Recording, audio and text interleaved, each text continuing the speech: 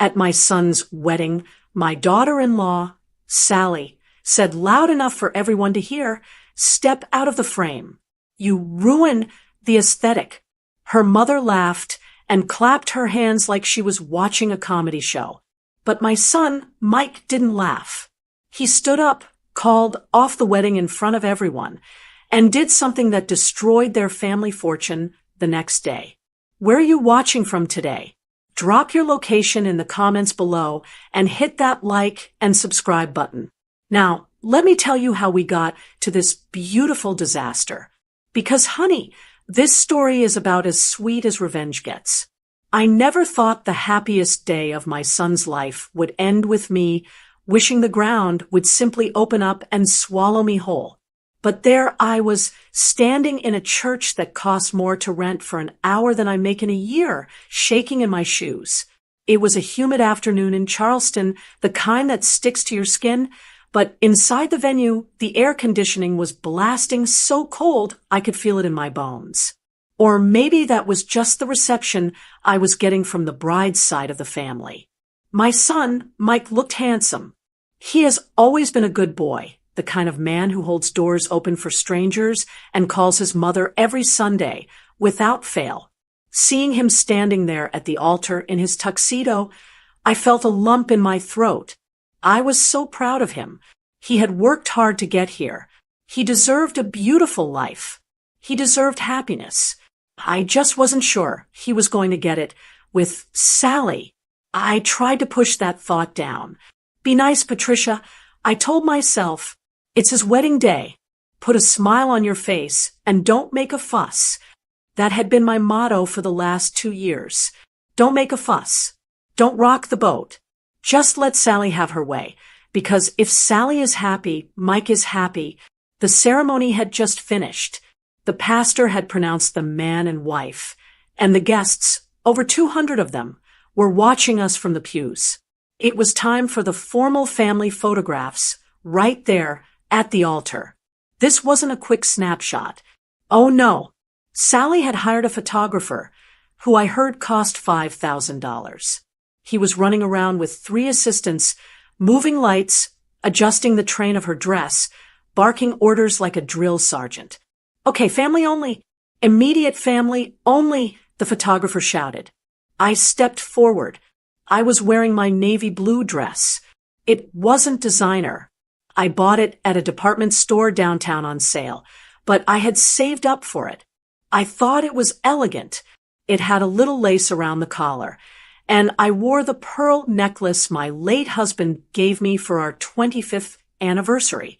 I felt dignified. I felt like a mother should feel on her son's wedding day. I went to stand next to Mike. He smiled at me, a nervous, tight little smile.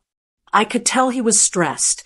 The wedding planning had been a nightmare, but we were at the finish line now. Okay, squeeze in tight, the photographer yelled. Mother of the groom, move in closer to the bride. We need to see the connection. I took a small step towards Sally.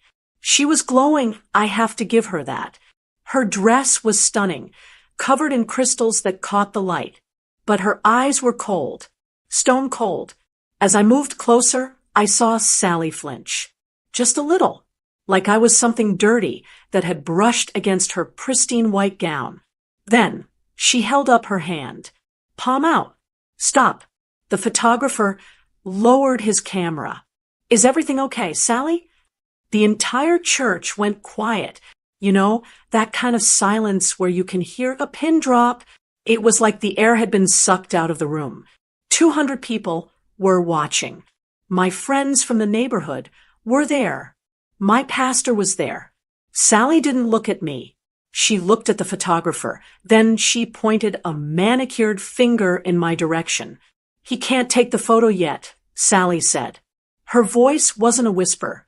She didn't try to be discreet. She spoke clearly, her voice echoing slightly in the large stone room. Why not? The photographer asked, confused. Sally turned her head slowly and looked me up and down.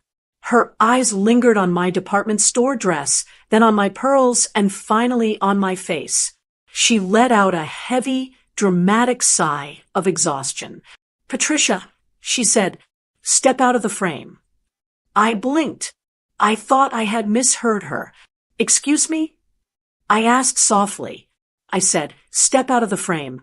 Sally repeated, louder this time. She smoothed the front of her dress, looking bored. "You're ruining the aesthetic. Look at you. You look like a dreary old maid. This is a high-end wedding. We need photos for Vogue, Patricia, not for the brochure of a nursing home." The words hit me like a physical slap. I actually took a step back, my hand flying up to cover my mouth. A nursing home. I am 62 years old. I am active. I volunteer. I take care of my own home. I am not decrepit. But in that moment, she made me feel like dust. From the front row, a laugh rang out. It was a sharp, cruel cackle. I looked over and saw Patricia Walsh, Sally's mother, covering her mouth, her shoulders shaking with amusement. She was wearing a champagne-colored gown that probably cost more than my house. She looked at me with pure pity mixed with amusement, like I was a clown hired for her entertainment. Then the whispers started, a low hum of gossip spreading through the pews. Did she really just say that? Oh, that poor woman. Well, her dress is a bit plain, isn't it? My face burned. I have never felt shame like that in my life. I felt naked. I wanted to run. My instinct was to protect Mike, to not make a scene. I clutched my purse tight against my stomach, my knuckles turning white. I'm sorry, I stammered, my voice trembling. I'll stand to the side. I started to turn away. I was going to do it. I was going to walk off that altar and let her have her picture. I was going to let her erase me from the memory of my son's wedding just to keep the peace. I had been doing it for 2 years. Why stop now? No. The voice was low, but it stopped me in my tracks. It wasn't the photographer. I turned back. Mike hadn't moved. He was staring at the back of Sally's head. His hands were balled into fists at his sides. He was turning a shade of red I hadn't seen since he was a toddler throwing a tantrum. But this wasn't a tantrum. This was something else. He was shaking, not with nerves, with rage. Sally rolled her eyes. Mike, don't start. Just let her move so we can get this over with. My feet are killing me. Mike didn't answer her. He didn't look at me either. He kept his eyes glued to the woman he had just promised to love and cherish until death do them part. Slowly, deliberately, Mike stepped away from the altar. He stepped away from Sally. He reached up to his lapel. There was a small microphone clipped there, a lavalier mic that had been used for their vows, so everyone in the back could hear. He unclipped it. He held it in his hand like a weapon. "Mike," Sally said, her voice finally showing a hint of uncertainty. "What are you doing? The lighting is perfect right now." Mike raised the microphone to his lips. A high-pitched screech of feedback whined through the speakers, making half the guests cover their ears. It silenced the whispers instantly. Mike looked Sally dead in the eye. His voice didn't shake. It was cold. It was final. "You're right, Sally," he said, his voice booming through the church, reaching every single person in the room. "You are absolutely right about the aesthetic. To understand why my son stood there with a microphone in his hand, trembling with a rage I had never seen before, you have to understand that this didn't happen overnight. That moment at the altar wasn't an explosion. It was the final crack in a dam that had been holding back a flood for 2 long years. They say a mother knows when something isn't right. I felt it the very first day Mike brought Sally home, but I ignored it. I shoved that gut feeling down deep because I wanted my son to be happy. I told myself I was being judgmental. I told myself I was just having a hard time letting go of my only child. But you can't ignore cruelty forever. especially when it comes in small doses, day after day, like poison. It started with a sweater. It sounds silly, I know. A sweater. But for anyone who knits, you know that a handmade gift isn't just yarn. It's time. It's love. It's sitting in your chair night after night, thinking about the person you are making it for, praying for them with every loop and stitch. Mike had always loved my knitting. He still wore a scarf I made him in college. So, for his 30th birthday, just a few months after he started dating Sally, I made him a beautiful cable knit pullover. It was a deep charcoal gray, made of the softest merino wool I could afford. It took me 3 months. My arthritis isn't what it used to be, and my hands would ache in the evenings, but I kept going because I knew he would love it. I brought it over to their apartment as a surprise. Mike wasn't home yet, so Sally let me in. She didn't offer me tea. She didn't offer to take my coat. She just stood there, checking her phone, looking at me like I was a door-to-door salesman she couldn't get rid of. "I brought this for Mike," I said, holding out the gift bag. "I made it myself." Sally took the bag. She didn't smile. She pulled out the sweater, holding it by the shoulder with 2 fingers like it might be contagious. "It's rustic," she said, wrinkling her nose. "It's wool," I said proudly. "It will keep him warm in the winter." She dropped it back into the bag. "Mike doesn't really wear homemade clothes anymore. Patricia, he's an executive now. He wears cashmere. He wears tailored suits. This looks a bit dusty, like something you'd find in a donation bin." I felt my face go hot. "It's brand new. I'll put it in his closet," she sighed. 2 weeks later, I was over there again, helping Mike move some boxes. I went to throw something in the kitchen trash can, and there it was, my charcoal gray sweater. It was sitting right on top of coffee grounds and eggshells. It wasn't even donated. It was just thrown away like garbage. I pulled it out, my hands shaking. I tried to brush the coffee grounds off the wool. When Mike walked in, I hid it behind my back. I shoved it deep into my purse before he could see. I took it home, washed it, and put it in my cedar chest. I never told him. I didn't want him to fight with her. I didn't want to be the reason they argued. "Lord, give me patience," I prayed that night. "Let me be bigger than this." But patience is hard when you are being erased in your own home. The next major blow came at Thanksgiving. It was the first holiday they were spending with me. I was so excited. Since my husband passed, the house can feel awfully quiet, so having noise and life in the kitchen again was all I wanted. I cooked for 2 days straight. I made my husband's favorite stuffing with the sausage and sage. I made the sweet potato casserole Mike has loved since he was 5 years old.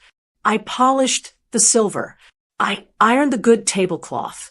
I wanted everything to be perfect for Sally. I wanted to show her that she was welcome, that she was family. They arrived an hour late. Mike looked apologetic, but Sally just breezed in, not even apologizing. She walked into my kitchen, sniffing the air. "It smells very heavy in here," she said. "It's roasting turkey," I said, smiling. "Dinner is almost ready." She walked over to the stove and lifted the lid on the green beans. She looked at the butter, glazing them, and recoiled. "Oh, I can't eat this." "Excuse me?" "I'm on a strict, clean-eating plan right now," she said, turning to Mike. "Babe, did you not tell her? I can't eat all this grease. My pores will clog instantly." I didn't know," Mike mumbled. "Mom cooks traditional Southern food." "Sal, it's good. It's a heart attack on a plate," she said flatly. Then she pulled out her phone. "Don't worry, Patricia. I handled it." 20 minutes later, just as I was carving the turkey I had spent 6 hours basting, the doorbell rang. It was a delivery driver from a high-end seafood restaurant downtown. He brought in 3 trays of poached salmon, steamed asparagus, and wild rice. Sally sat at my dining room table, pushing my antique china aside to make room. for her plastic takeout containers. She ate her salmon while Mike and I ate the turkey. She didn't taste a single thing I made, not even a bite of the pie. I watched my son eat in silence. He looked miserable. He kept glancing at me, his eyes pleading. "I'm sorry, Mom." I smiled at him. I swallowed the lump in my throat along with my dry turkey. "It's okay, honey," I said, "as long as we're all together." That was my mistake. I made it okay.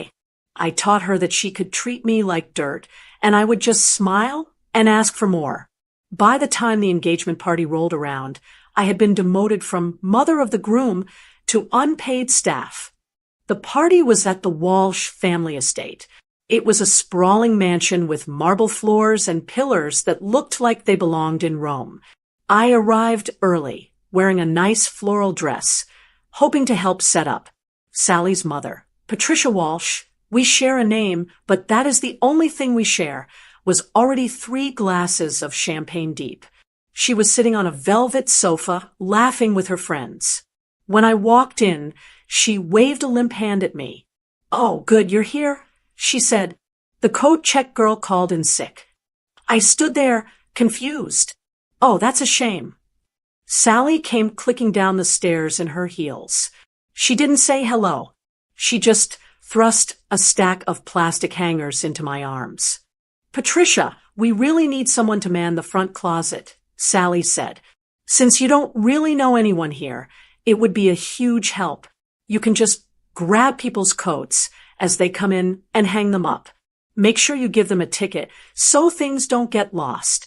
I looked at the hangers in my arms. "But I'm the mother of the groom. I should be in the receiving line. I should be meeting your family." Sally laughed. It was a cold, dry sound. "Mom is handling the receiving line. Besides, people might get confused. You look so helpful. Just do this for me, please? I'm so stressed out." She played the victim so well. So I did it. I stood in a closet for 3 hours at my own son's engagement party. I took fur coats from women who looked through me like I was invisible. I hung up wet umbrellas. I smiled and said, "Enjoy the party," while I listened to the music and laughter from the other room.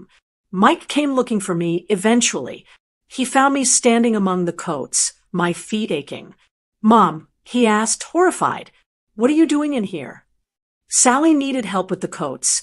I lied. I didn't mind. "You shouldn't be working," Mike said, his jaw tight. "Come on. Come have a drink."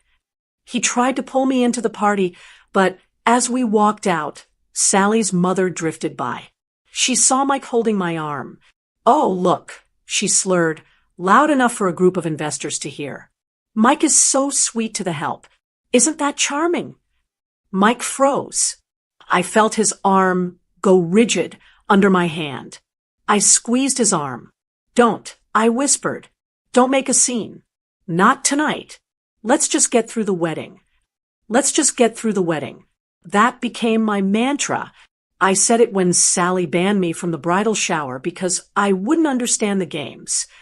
I said it when she told me I couldn't give a speech at the rehearsal dinner because there wasn't enough time in the schedule.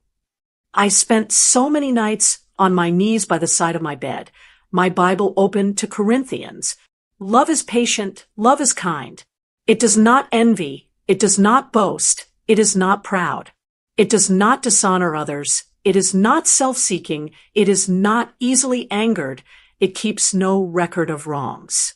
I tried, Lord knows I tried, to keep no record of wrongs. But the record was getting long, and it was getting heavy, and then came the wedding day. I thought I had survived the worst of it. I thought if I just put on my blue dress and kept my mouth shut, we would cross the finish line. I thought I could go back to my quiet life and just see Mike on holidays, minus the insults. But standing there at that altar, when she told me to step out of the frame, something broke. Not in me, but in Mike. I looked at my son holding that microphone. I saw the last 2 years flashing behind his eyes. He remembered the sweater. He remembered the turkey, He remembered finding me in the coat closet. He remembered every time I squeezed his arm and said, "It's okay, honey." And finally, for the first time in his life, he decided that it wasn't okay. Before we get back to that microphone, in Mike's hand, you need to see the morning that led us there. Because if the last 2 years were a slow burn, the morning of the wedding was a forest fire. I woke up that day with a pit in my stomach. You know that feeling when you have to go to the dentist for a root canal? That was exactly how I felt on my only son's wedding day. I prayed for peace while I drank my coffee. I prayed that I could just be a ghost. Invisible, silent, and problem-free. I arrived at the venue at 8 a.m. sharp, just like the schedule said. The venue was an old historic hotel, the kind with crystal chandeliers in the lobby and velvet chairs that looked too expensive to sit on. It was beautiful, I won't deny that. But the atmosphere wasn't joyful. It was terrified. The moment I walked into the bridal suite, the tension hit me like a wall of heat. Sally was sitting in a high-backed chair, surrounded by 3 hair stylists. She wasn't smiling. She was screaming. I said soft curls. "Soft," she shrieked, batting a stylist's hand away. "You're making me look like a poodle. Do you want to ruin my life? Fix it." The poor girl looked like she was about to cry, her hands shaking as she reached for the curling iron. I stood in the doorway, clutching my purse. I wanted to say hello, but I was afraid to draw fire. I looked around the room. Her bridesmaids, 6 of them, all tall and blonde like her, were huddled in the corner, whispering. They didn't look like friends. They looked like employees trying to avoid the boss's wrath. Then I heard it. A comment that made my blood run cold. Sally picked up her phone, looked at a text, and groaned. Ugh. Mike is asking if he can wear his grandfather's cufflinks. Can you believe that? He wants to wear some tarnished old metal. One of the bridesmaids giggled nervously. "Well, it's sentimental, isn't it?" Sally snorted. "Sentimental doesn't match my color scheme." I told him to buy the ones I picked out. Honestly, Mike is lucky I'm even doing this. He's marrying a Walsh. He needs to remember that he's marrying down. He should be grateful I'm lowering myself to pull him up. I felt the air leave my lungs. Marrying down. My son is a structural engineer. He graduated top of his class. He works 60-hour weeks. He is kind, smart, and successful. But because we don't have a summer home in the Hamptons or a private jet, to her, he was charity work. I wanted to walk in there and tell her off. But I didn't. I stayed in the hallway. Don't make a fuss, Patricia. Not today. I walked down the hall to find some water, trying to shake off the insult. That's when I saw Gordon Walsh, Sally's father. Gordon was a big man, always in a suit that cost more than my car. Usually he was loud and booming, slapping backs and laughing. But today he looked gray. He was pacing in a small alcove near the elevators, talking furiously into his cell phone. He was sweating, wiping his forehead with a handkerchief. He didn't see me. I don't care what the bank said. Gordon hissed into the phone. The merger is happening today. The wedding is the seal. Once they say, I do, the assets combine. Tell the investors to hold their horses for 6 more hours. If they pull out now, we lose everything. Do you hear me? Everything. He hung up and leaned his head against the wall, breathing hard. I stood frozen. Merger? Assets combining? I knew families like the Walshes cared about money, but the way he said it, it sounded desperate. It sounded like a business transaction, not a marriage. But again, I kept my mouth shut. It wasn't my business.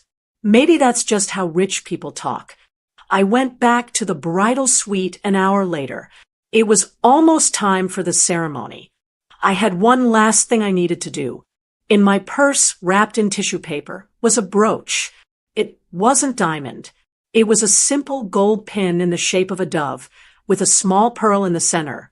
It had belonged to my great-grandmother. She wore it on her wedding day in 1920. My mother wore it. I wore it. It was the only heirloom our family had. It represented endurance. It represented a love that lasted through wars and depressions. I knocked on the door frame.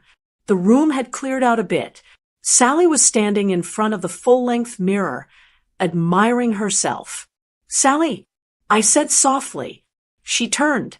She didn't smile. "What is it, Patricia? I'm about to put the dress on. I don't have time for chatting." I walked over, my hands trembling slightly. I unwrapped the tissue paper. "I wanted to give you this," I said, holding out the gold dove. "It's been in our family for 4 generations. The women in our family wear it on their wedding day for good luck. It's not much, but it means a lot to us.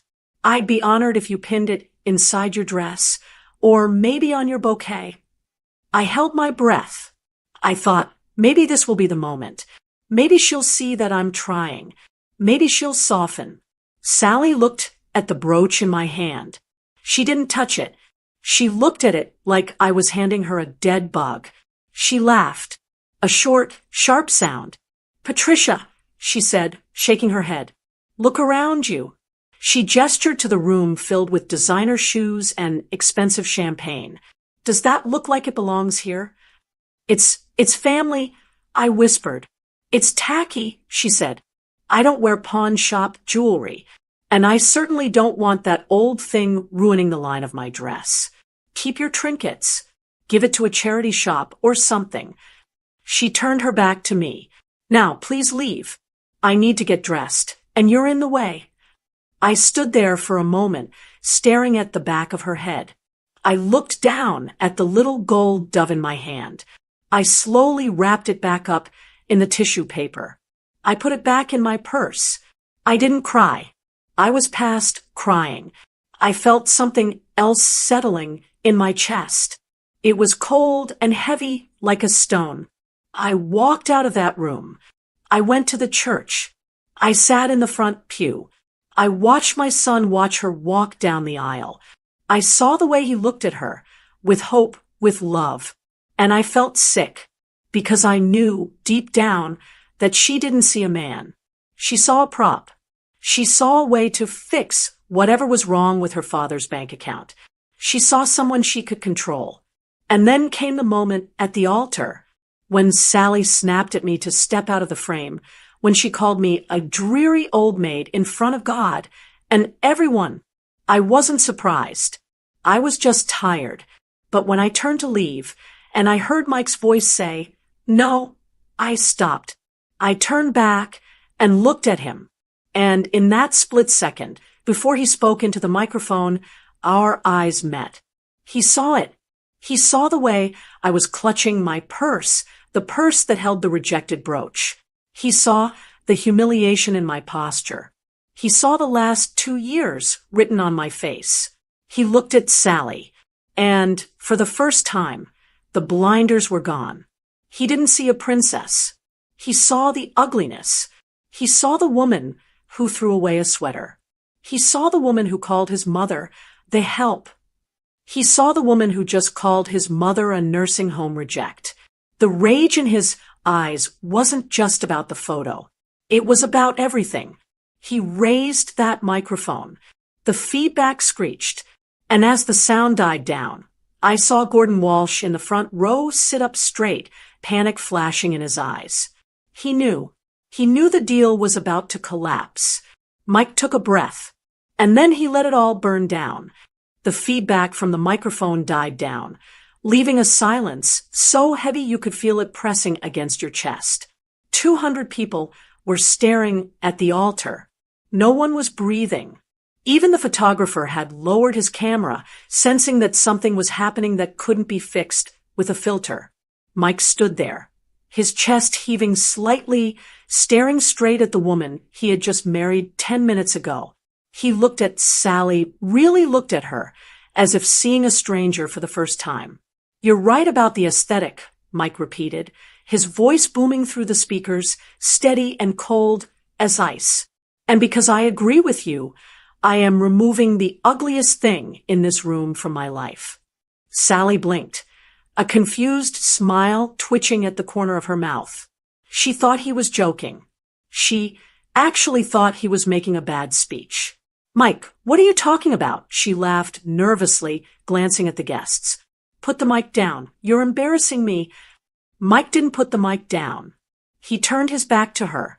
He faced the congregation, his friends, my friends, her wealthy family, the business partners. He looked at all of them. I would like to apologize to everyone who traveled here today. Mike said. The calmness in his voice was terrifying. I am sorry for the wasted time. I am sorry for the expense. But there will be no reception. There will be no dinner. And there is no marriage. A gasp rippled through the church. It sounded like a wave crashing. People started whispering immediately. Gordon Walsh stood up in the front row, his face turning a deep, dangerous shade of purple. Mike, Gordon barked. Sit down and stop this nonsense immediately. Mike didn't even look at him. He turned back to Sally. She wasn't laughing anymore. Her face had gone pale, her mouth hanging open. You can't do this, she whispered. We just said the vows. We signed the papers. I'll have the annulment filed by Monday morning. Mike said, fraud is a valid reason, and marrying me under false pretenses, pretending to be a decent human being, counts as fraud in my book. Decent? Sally shrieked. Her voice cracked, losing all its polished elegance. I am the best thing that ever happened to you. You are nothing without my family. You are a boring engineer with a pathetic little life, and I gave you status. Mike shook his head slowly. You gave me a headache, Sally. That's all you gave me. He took a step closer to her. He wasn't intimidated by her expensive dress or her shouting. He looked powerful. For 2 years, I watched you, Mike said, and he was speaking into the microphone again, so everyone heard every word. I watched you treat waitstaff like garbage. I watched you sneer at gifts because they weren't expensive enough. I watched you isolate me from my friends. He pointed a finger at me. I was still standing there, frozen, my heart hammering against my ribs like a trapped bird. And I watched you treat my mother, the woman who taught me how to walk, the woman who worked double shifts to put me through college, the woman who sacrificed her entire life. So I could stand here today. I watched you treat her like she was dirt on your shoe. Tears pricked my eyes. I put a hand to my chest. He had seen it. He had seen all of it. She knit you a sweater, Mike said, his voice cracking just a little with emotion. And you threw it in the trash with the coffee grounds. Did you think I didn't see that? I found it, Sally. I found it in the garbage. Sally's eyes went wide. She didn't deny it. She just looked annoyed that she got caught. It was ugly, she screamed. It was scratchy and ugly. Why does it matter? It matters, Mike roared, losing his cool for just a second. Because she made it with her hands. Because she loves me. You don't know what that word means. You don't love anyone but yourself and that image in the mirror. He took a deep breath, composing himself. You told her to step out of the frame, Mike said softly. You said she ruined the aesthetic. Well, Sally, you're right. She doesn't fit in your picture because your picture is fake. It's shallow and it's cruel. And my mother, he looked at me and his eyes softened. He looked like my little boy again. My mother is real. She is kind. And she has more class in her little finger than you and your entire family have in your bank accounts. Sally snapped. The humiliation was too much for her. She let out a scream of pure rage, her face twisting into something unrecognizable. She lunged at him. She pulled back her hand, aiming to slap him right across the face in front of 200 witnesses. I gasped, reaching out as if I could stop it from 10 feet away. But Mike was faster. He caught her wrist in midair. He didn't squeeze it. He didn't hurt her. He just stopped it. He held her hand there, firm and strong. Don't, he warned low in his throat. Do not touch me again. He released her hand, pushing it away from him with disgust. Sally stumbled back, tripping slightly on her massive train. She looked around the room, desperate for an ally. She looked at her mother. Patricia Walsh was slumped in the pew, her mouth open, her champagne glass tilting dangerously in her hand. She looked at her father. Gordon was furiously texting on his phone, probably trying to save whatever business deal had just gone up in smoke. No one stood up for her. No one said a word. Mike unclipped the microphone from his hand and let it drop to the marble floor. It made a loud thud that echoed in the silence. He turned his back on her for the last time. He walked over to where I was standing. I was shaking. I felt lightheaded. I looked up at him. My son, this man who had just blown up his entire life to defend my honor. Mike, I whispered. Mike, you don't have to. Yes, I do, Mom, he said. He reached out and took my hand. He tucked my arm through his, just like he had when he walked me to my seat earlier that day. Come on, he said gentle. Let's go get a burger. I'm starving, and I know you hate the food here anyway.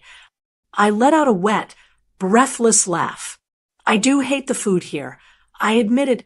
I know, he smiled. Let's go. We started walking. We walked past the stunned photographer, who was still holding his camera, but hadn't taken a single picture. We walked down the steps of the altar. As we moved down the aisle, past the rows of guests, I held my head high. I didn't look at the floor. I looked straight ahead. I saw my friends in the third row, Carol and Linda, and they were beaming. Linda gave me a little thumbs up. Behind us, the silence broke. Mike, get back here. Sally screamed. It was a raw, guttural sound. You can't leave me. Everyone is watching. My dress cost $10,000. You are ruining everything. She sounded like a toddler who had been told she couldn't have candy. She was stomping her foot, her face red and blotchy, screaming at his back. I will sue you, she shrieked. My father will destroy you. Mike, look at me. Mike didn't flinch. He didn't pause. He didn't turn around. He just kept walking, matching his stride to mine. We reached the heavy oak doors at the back of the church. Mike pushed them open, and the humid Charleston heat hit us. It felt wonderful. It felt like freedom. As the doors swung shut behind us, muffling the sound of Sally's screaming, Mike let out a long, deep breath. He loosened his bow tie and undid the top button of his shirt. He looked at me, and for the first time in 2 years, his eyes looked clear. He looked peaceful. I'm sorry it took me so long, Mom, he said quietly. I squeezed his arm, leaning my head against his shoulder. It's okay, honey. You're here now. We walked toward the parking lot, leaving the expensive aesthetic behind us, ready to start over. But as we got into his car, I saw Gordon Walsh running out of the church side door, phone to his ear, looking like a man whose life was about to end. And I knew, right then, that the drama wasn't over. It was just beginning. We didn't go to a fancy restaurant. We didn't go to a steakhouse. We went to the drive-thru of a burger joint on the way back to my house. 20 minutes after leaving the church, Mike and I were sitting at my small kitchen table. It was the same table where he did his homework as a boy. It was the same table where we ate that disastrous Thanksgiving dinner with Sally. But this time, the air didn't feel heavy. It felt light. Mike was still wearing his tuxedo trousers and white shirt, but he had taken off the jacket and rolled up his sleeves. He was holding a greasy cheeseburger with both hands, taking a bite like it was the best meal he had ever tasted. I watched him, sipping a cup of tea I had made to calm my nerves. I still couldn't believe what had just happened.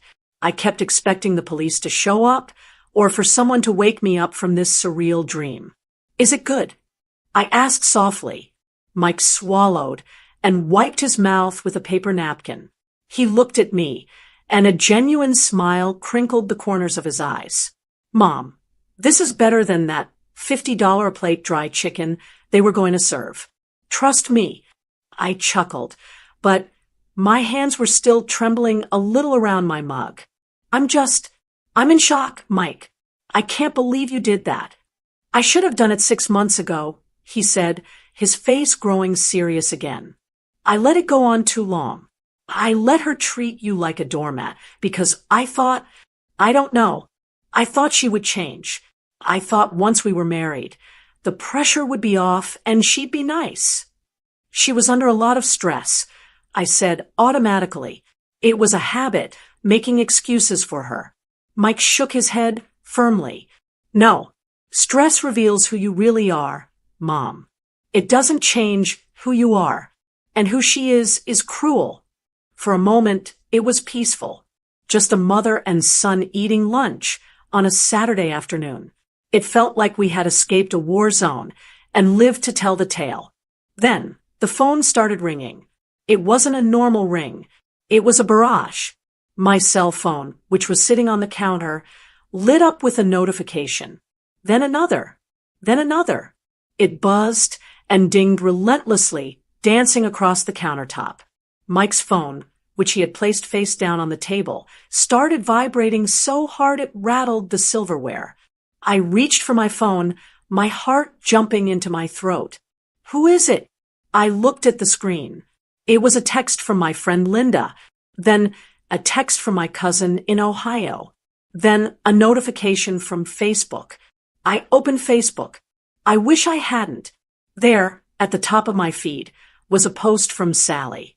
She must have posted it from the limo leaving the church. It was a picture of her in her wedding dress, mascara running down her cheeks, looking devastated. The caption was long, and it was vicious. I am heartbroken.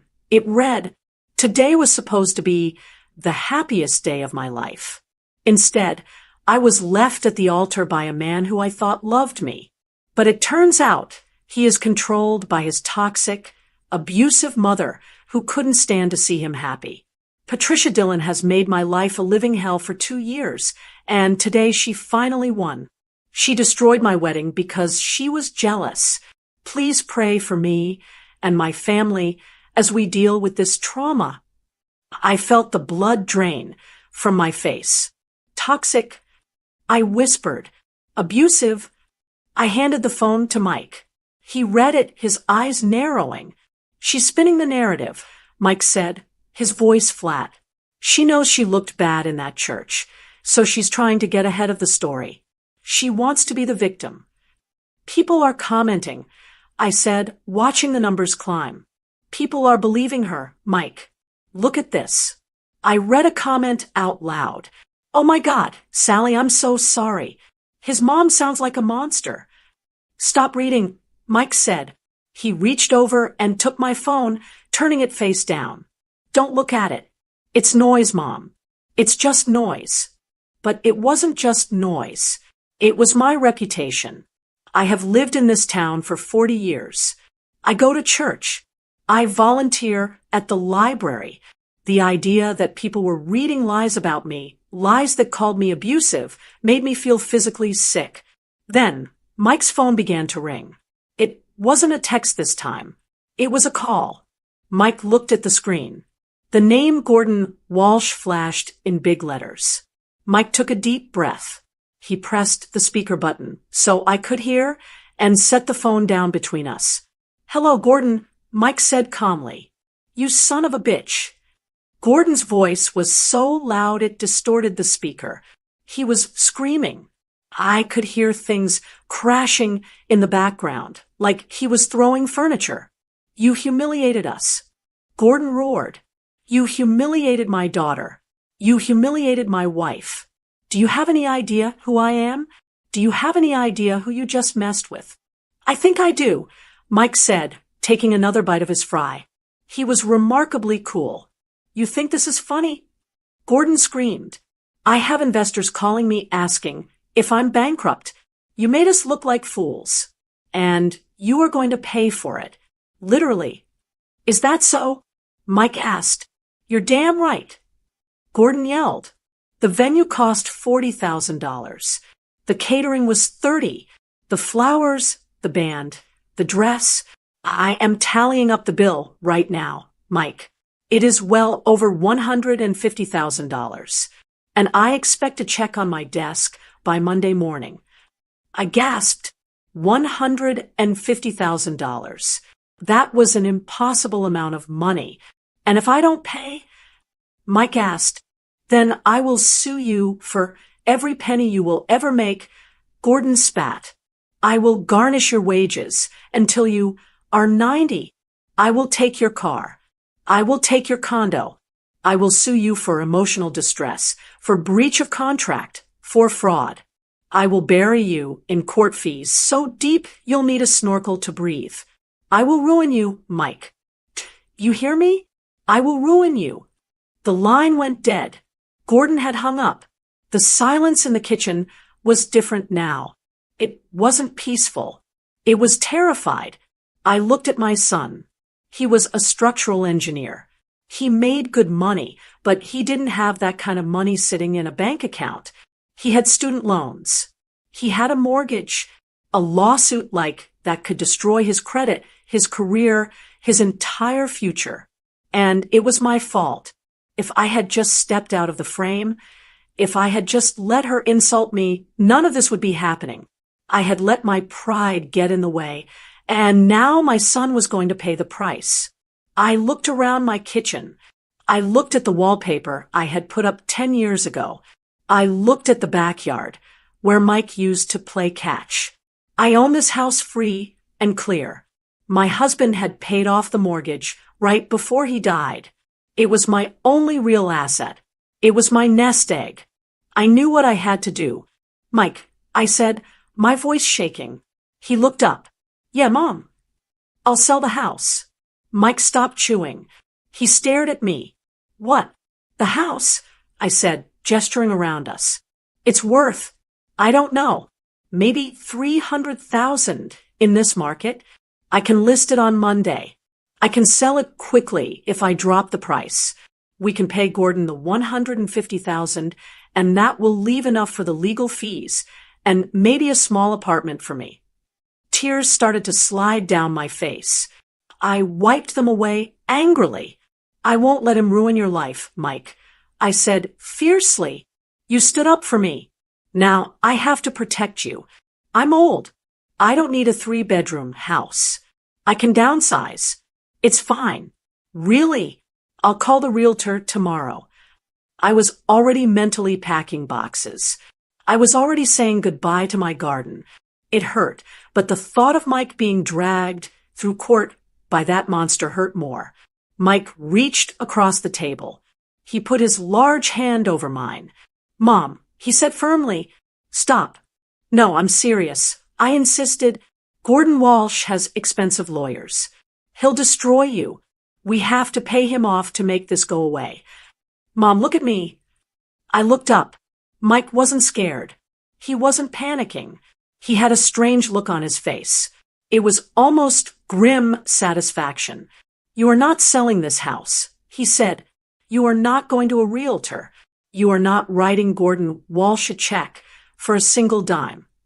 But he said, I know what he said. Mike interrupted. He's a bully, and bullies talk loud because they are afraid. He's not afraid, Mike. I cried. He's rich. Rich people can do whatever they want. Mike leaned in closer, lowering his voice, even though it was just the two of us in the kitchen. He's not rich, Mom, Mike said. I blinked. What? Why do you think he was so angry? Mike asked. Why do you think he was screaming about investors calling him? Why do you think he was desperate to get that check by Monday? Mike picked up his phone again. He tapped the screen a few times and turned it around to show me. It was an email. It looked like a financial report. There were a lot of numbers and red ink. I didn't tell you this because I wasn't sure until this morning. Mike said, but I had a buddy of mine look into the Walsh family business last week. Gordon has been pressuring me to sign some papers, joint liability papers, for a business venture he wanted to start after the wedding. I stared at him, trying to understand. They aren't going to sue us, Mom, Mike said, his voice hard. Because if they take us to court, they have to open their books for discovery. They have to show the judge their finances. He took a bite of his burger, chewing slowly. And if they show anyone their finances, Mike said, they're going to prison. I sat there in my kitchen, my hands gripping my cold cup of tea, trying to process the words coming out of my son's mouth. Prison? I whispered. Mike, what are you talking about? They live in a mansion. They drive Porsches. Sally's dress cost more than my first car. Mike leaned back in his chair, running a hand through his hair. He looked tired, but relieved.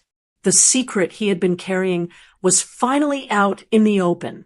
It's all smoke and mirrors, Mom, he said quietly. It's all a show. He started to explain, and as he spoke, the pieces of the puzzle began to click into place. It started about 3 months ago, right when the wedding planning went from stressful to manic. Gordon Walsh had invited Mike out for drinks at his country club. Mike thought it was a bonding gesture, a welcome to the family moment.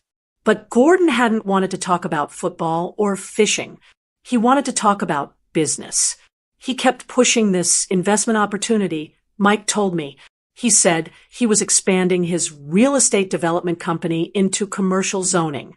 He said it was a guaranteed gold mine. But there was a catch. What catch? I asked. He needed a partner with clean credit and liquid assets to secure the bridge loan. Mike said, he gave me this whole speech about how his assets were tied up in offshore accounts for tax purposes, so he couldn't access the cash quickly enough. He wanted me to co-sign. I frowned. But you're an engineer, Mike. You do well, but you don't have millions of dollars. Exactly, Mike nodded. That's what I told him. I said, Gordon, I have a 401k and a condo. I'm not a whale. But Gordon got intense. He put his hand on my shoulder and squeezed it just a little too hard. He said, you have impeccable credit, son, and you have steady, verifiable income. That's what the banks want to see right now. They're spooked by the market. They need stability. You are the stability. Mike had felt uncomfortable. He told Gordon he'd think about it, but Gordon didn't let up. He started sending documents over. He started talking about how families share burdens and rewards. He even brought it up at the rehearsal dinner, whispering in Mike's ear while he was toasting the happy couple. That's when I got suspicious. Mike said, rich people don't usually beg for co-signers, Mom. So I called my buddy Dave. I knew Dave. He and Mike had been roommates in college. Dave was a forensic accountant now. He was the kind of guy who found joy in spreadsheets the way other people found joy in art. I asked Dave to do a little digging. Mike continued. I just wanted to make sure everything was legit before I signed anything. I didn't want to accidentally get involved in something shady. And I prompted, leaning forward. Mike tapped his phone screen again. Dave called me this morning, right while I was getting dressed for the wedding. That's why I was so quiet in the limo. He turned the phone around so I could see the email properly. It was full of legal terms I didn't fully understand. Insolvency, leveraged debt, liquidity crisis, but the numbers at the bottom were in bright, angry red. The Walsh Empire is a house of cards, Mom, Mike said, his voice dropping low. They haven't made a profit in 5 years. They are leveraging debt to pay off other debt. They have 3 lawsuits pending against them from contractors they never paid. That mansion, it has a 2nd and a 3rd mortgage on it. The cars, leased, and they are behind on the payments. My jaw dropped. But the wedding, the flowers, the champagne, how could they afford all that? They couldn't, Mike said simply. Dave thinks they put it all on credit cards or took out high-interest personal loans, betting everything on this merger. The merger? I asked. Me, Mike pointed to himself. I was the merger. Gordon needed me to sign those papers today. He needed my name on that loan application by Monday morning.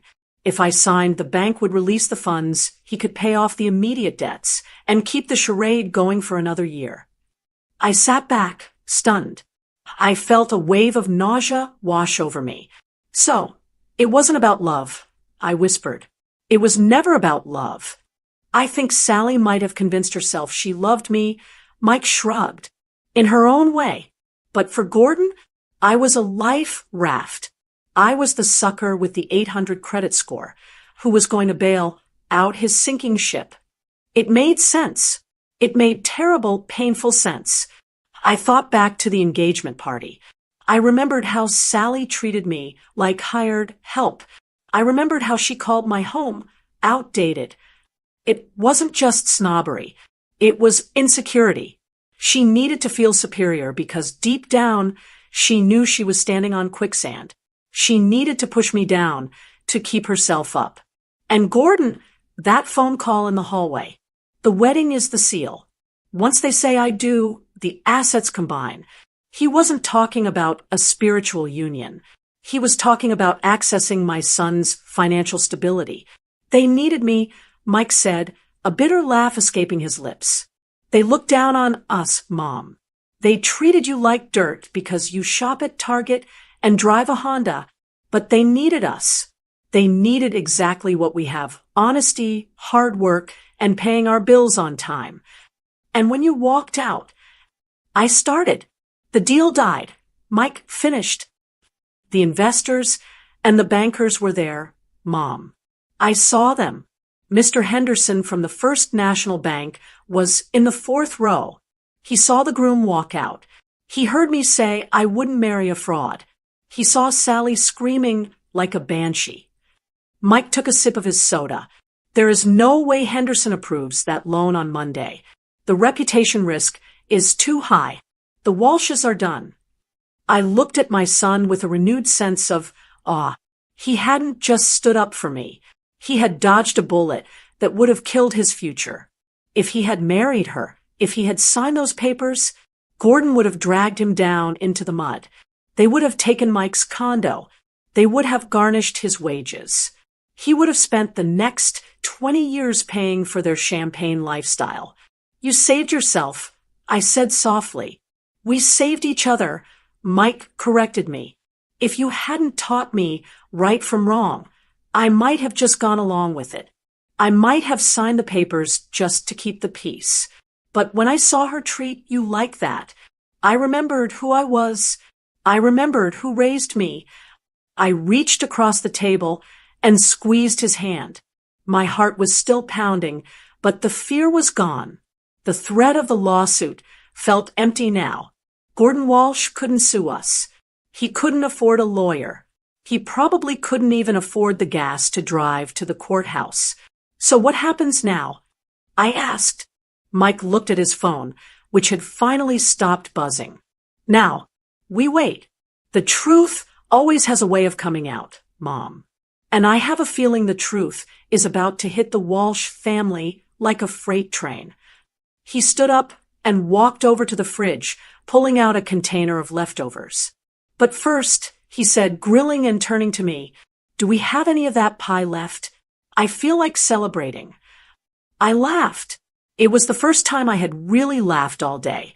I think there's a slice of apple pie in there. As we sat there eating pie in our kitchen, safe and sound, I thought about Sally. I thought about her $10,000 dress and her empty heart. I almost felt sorry for her. Almost. Because Mike was right. The world they had built on lies was collapsing. And tomorrow, everyone was going to see the rubble. They say pride comes before a fall. I have read that verse in Proverbs 1,000 times. Pride goes before destruction, a haughty spirit before a fall. But I never thought I would see it happen in real time, right in front of my eyes, in less than 24 hours. Sunday morning broke over Charleston with a bright, clear sun. It was the kind of morning that usually makes you feel glad to be alive. I was in my kitchen making a pot of coffee. Mike was still asleep in his old room. He had slept for 12 hours straight the sleep of a man who finally has a clear conscience. The house was quiet. The phone wasn't ringing anymore. I thought the worst of the storm had passed. I thought we would just deal with the gossip for a few weeks and then move on. I turned on the small television on my kitchen counter to catch the local morning news while my coffee brewed. The news anchor, a woman I had watched for years, looked serious. A breaking news banner flashed red at the bottom of the screen. I stopped pouring the water. I turned the volume up. Shock waves through the Charleston business community this morning. The anchor said, federal agents were seen entering the offices of Walsh Development Group early this Sunday morning. Sources say that prominent local developer Gordon Walsh is under investigation for bank fraud, embezzlement, and falsifying loan documents. I dropped my spoon. It clattered onto the counter, loud in the silent kitchen. The screen cut to footage taken from a helicopter. It showed the Walsh family mansion, the same place where I had been forced to check coats just a few months ago. There were police cars in the driveway, and behind them there were tow trucks.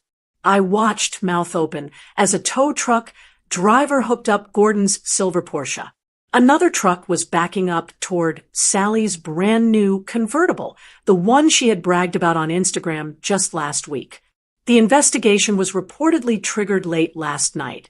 The reporter continued, after a high-profile merger failed to materialize, causing a major creditor to call in an immediate audit of the company's assets.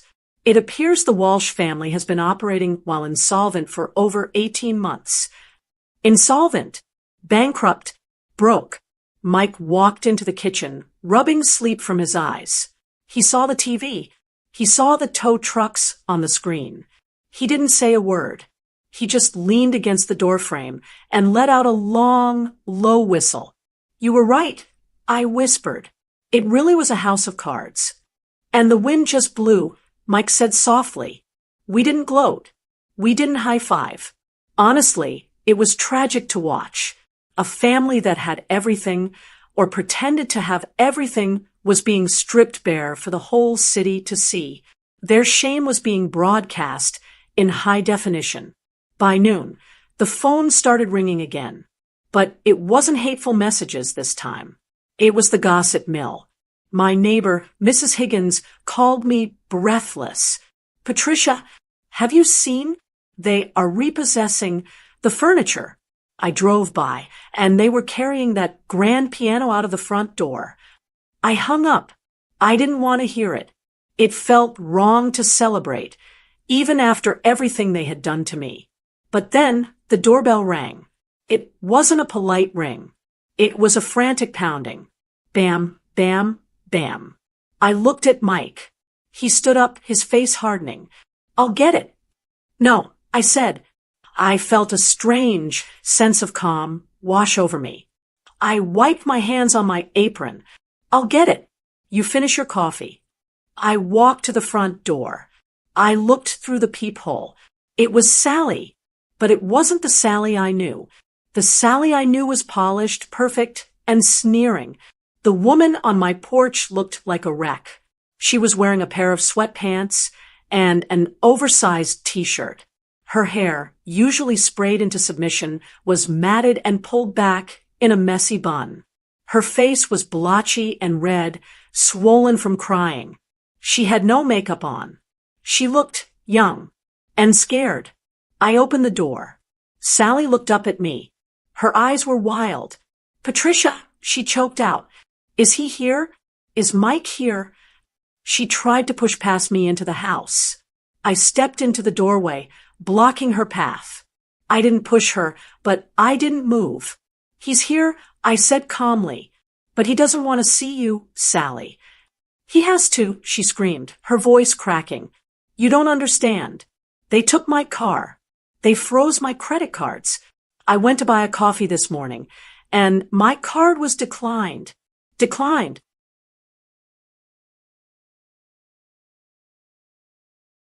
She was hysterical.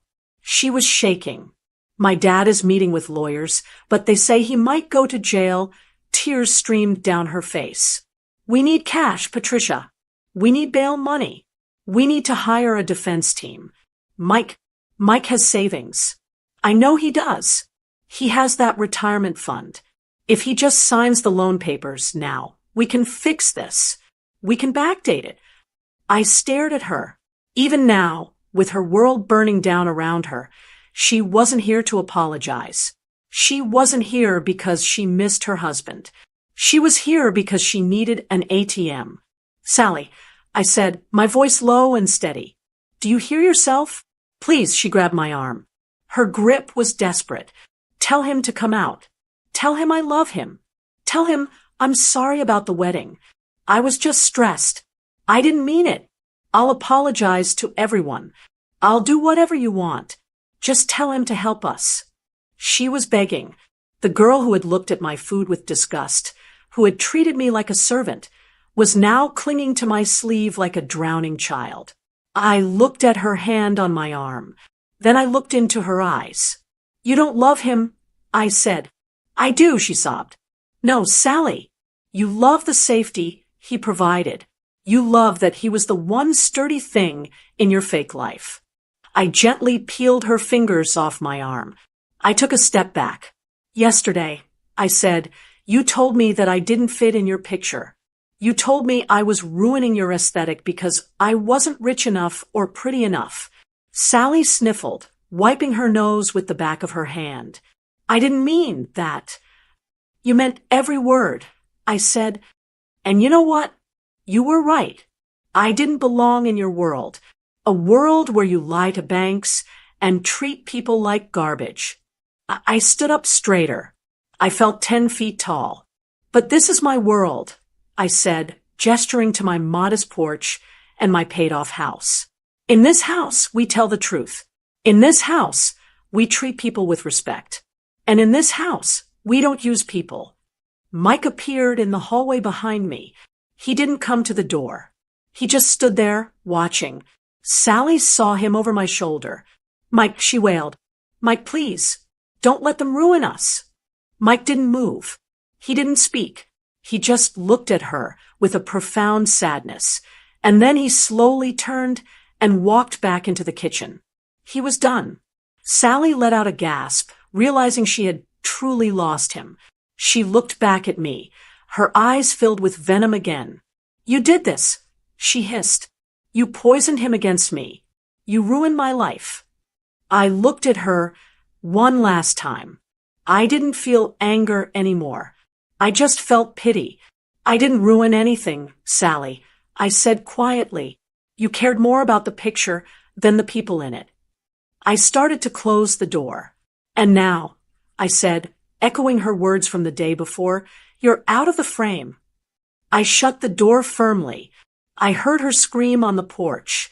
I heard her pounding on the wood for a minute, and then silence. I locked the deadbolt. I turned around and leaned against the door, taking a deep breath. The house was quiet again. The smell of coffee drifted from the kitchen. My son was safe. My home was safe. The collapse was happening out there, in the world of mansions and lies. But in here, everything was exactly as it should be. It has been 6 months since the day the tow trucks pulled up to the Walsh mansion. 6 months since I closed my front door on Sally's screaming face. And let me tell you, my house has never been quieter. And I don't mean quiet like lonely. I mean quiet like peaceful. It is Sunday afternoon. The windows are open, letting in that sweet Charleston breeze.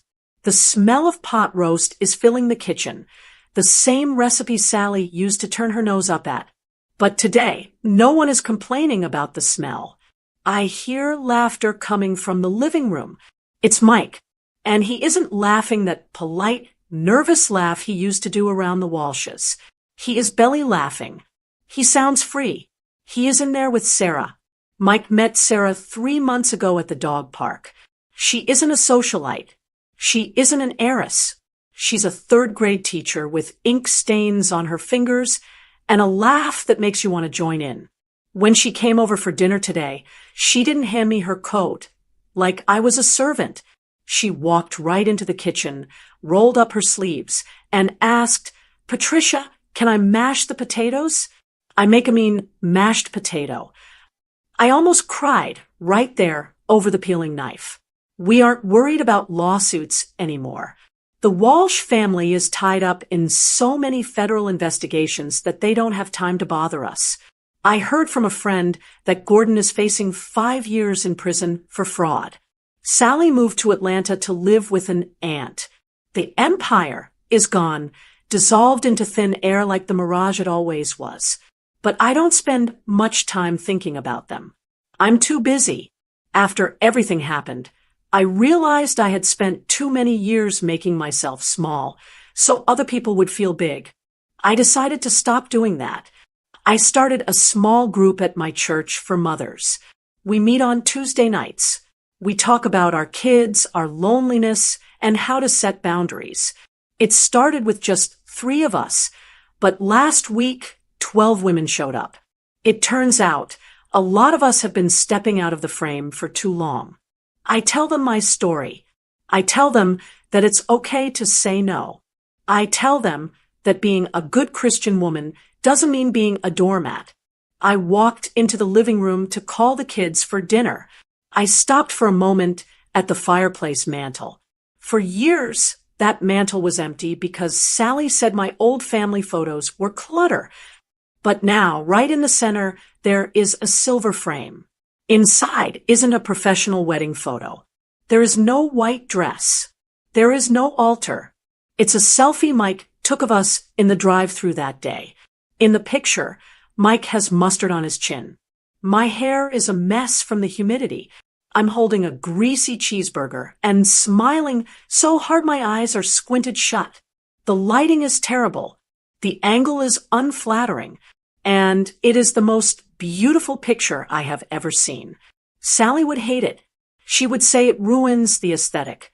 But looking at it, I realize that this is the only aesthetic that matters. It's the aesthetic of survival. It's the look of a mother and son who chose dignity over prestige. It's the look of real love. Mike looked up from the couch and saw me staring at the photo.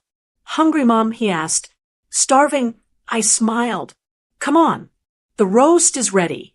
And Sarah, there's plenty of gravy." "Bless you, Patricia," Sarah grinned. "I love gravy." We sat down. We held hands to say grace. And as I squeezed my son's hand, I thanked God not for the wedding we lost, but for the life we got back. Sometimes you have to lose the picture-perfect life to find the one that's actually worth living. Ladies, I want to ask you something. Have you ever had to close the door on someone you love to protect your peace? Have you ever had to stand up and say, "Enough is enough," even when your voice was shaking? Tell me your story in the comments below. I read every single one, and we can support each other. What city are you listening from? And what time is it there? Write it in the comments. And if you'd like to help me keep sharing these emotional, thrilling stories every day, even a small donation makes a big difference. It truly helps keep the channel alive. For more life stories like this, you can explore the other videos on my channel and subscribe. On the screen, you'll see 2 new stories I'm sure you'll enjoy. Click one and start listening right away. With love,